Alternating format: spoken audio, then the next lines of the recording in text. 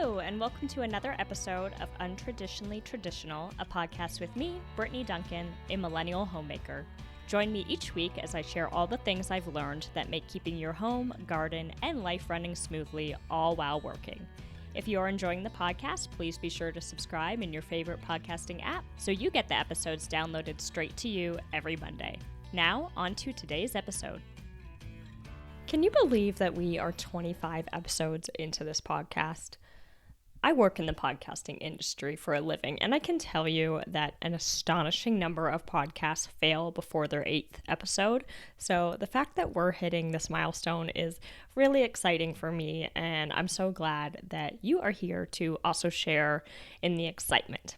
If you've enjoyed the podcast so far, please write a review or give us a rating. 5 stars is the best, but I always do love an honest review. So let me know what you like about the podcast, why you listen, and share it with someone that you think would find the information valuable. That really helps podcasts to grow. And the whole reason that I started this podcast was to help others in their homemaking life journey. I feel like every time I figure something out in life, I want to be able to share it with as many people as possible because we don't always have to reinvent the wheel. We can just learn from each other and share. So thank you for being here with me for today's episode. We're going to be talking about a realistic to-do list today. I've said on previous episodes that I don't believe in finishing to-do lists, and I stand by that because if your life looks anything like mine, and I'm sure that it does, your to-do list is never done. That feeling of never getting out from under your to-do list can be really daunting. It's something I've struggled with a lot in the past year. How do I fit everything in? What can I cut out? At some point, you will have cut out everything there is to reasonably cut out. I was talking with my therapist the other week and asking for advice on how to make everything work. Quite simply, he said that I couldn't. Because as he could see it, I had already cut out all the time sucks that are not a priority to me, and therefore I've run out of time. There's really nothing left to cut out. He was saying, he was joking, it'd be a lot easier if you were going out to the bars every night, and you had this big chunk of time that you weren't using wisely, but you've already cut out so many things. Did I leave that therapy session feeling empowered? No. Did he give me a simple fix-it that I was looking for? No. Is there a simple fix-it? No. At some point, we have to take an honest and hard look at our lives and be realistic about how much we can do. Fact is, I can't be the child of God, homemaker, wife, daughter, sister, employee, friend, and the person that values themselves enough to honor self-care that I want to be all the time in the same day.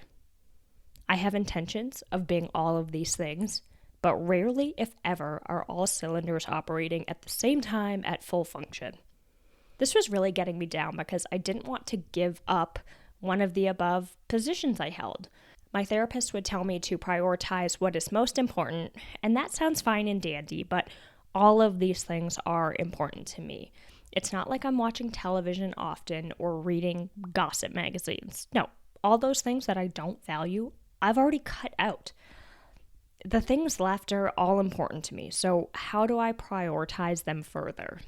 In terms of what feeds my soul, being a good employee, it's bottom of that list. Does that mean that it should be the last thing I prioritize? I don't have an answer for questions that big, but I do know that if I want to remain employed during business hours, my priority needs to be work. So how do we have a simpler to-do list? The answer came to me recently while listening to an episode of Kendra Adachi's The Lazy Genius podcast, where she was recommending assigning a theme to each day of the week where you serve a different category. And then it clicked. I don't need to assign a day. I need to assign priorities equally throughout the day so that at the end of the day, I can feel some accomplishment in every category. Not full accomplishment, but some. Allow me to explain. Here are my 5 categories: care, chore, give, fun, work. Every day, I start my morning now by writing these 5 categories on a piece of paper and looking at my to-do list. I take 1 or 2 things that fall into each category and write them down under the appropriate heading. Note that I did not say to divide your entire to-do list into these 5 categories. The point here is to write down 5 to 10 items that you think you can accomplish that day. And, the fun category, I threw that in there, and it's really important because it's probably rare to have fun things on your to-do list, things that you do simply because they bring enjoyment to yourself. We just don't do that. So it's really important to list those things out so that you make sure that you are doing something every day that brings you joy. That's another thing that my therapist told me to focus on was, what are the things in life that are going to bring you joy? The whole point of life is to live a joyful life. And that's why we do a lot of the things we do. So that fun category is important. Okay, so here's an example of what my list today looked like. Care. Under that category, I have devotionals and a 45-minute nap. Chore. Vacuum and mop the floors and pick up prescriptions from the pharmacy. Give. Walk Sage. Make breakfast for Johnson. Fun. Get dinner with friends. Read for 30 minutes. Work. Prepare social media for week for clients.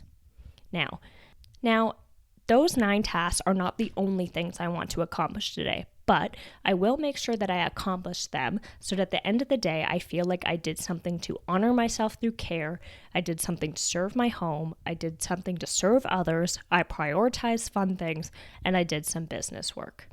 How many days do we bust through our business work task, but still feel like a failure at the end of the day because all we could muster up for dinner was a frozen pizza? How many days do we clean our entire house and prepare a beautiful meal for our family, but kick ourselves at the end of the day, knowing that we have depleted ourselves and we are going to pay for it tomorrow, Monday morning? This system has been my solution. Now, at the end of the day, I can pat myself on the back for serving several areas of my life, several people, for several purposes.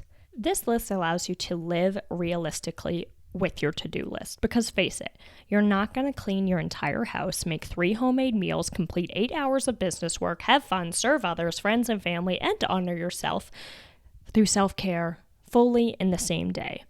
Most people are awake 14 to 16 hours a day, and we've got to start being realistic about what we can accomplish between the time we wake up and the time we turn in for the night without running ourselves completely ragged. I encourage you to try out this method. I feel that the 5 categories selected will serve most individuals, but feel free to tailor that to yourselves. Start small. Remember, the goal here is to, at the end of the day, feel like you've accomplished 5 to 10 tasks and served all areas that you care about in life, at least a little bit. So when you go to bed, you feel like you've honored God, your loved ones, yourself, your work inside and outside of the home, that we gave each category some attention and detailed focus. Thank you for listening, everyone. I hope that you have a great remainder of the week and that each of you end the day feeling accomplished, even though your master to-do list isn't complete. Rest knowing you're in good company, because mine isn't either, and I'm okay with that. Thank you for listening to this episode of Untraditionally Traditional. If you enjoy the podcast, please share it with those special people who would love it too, and write a review. For more tips and photos of my home and garden, follow Untraditionally Traditional Pod on Instagram. Until next week, let's continue to make our homes places of joy and service to ourselves and those we share them with.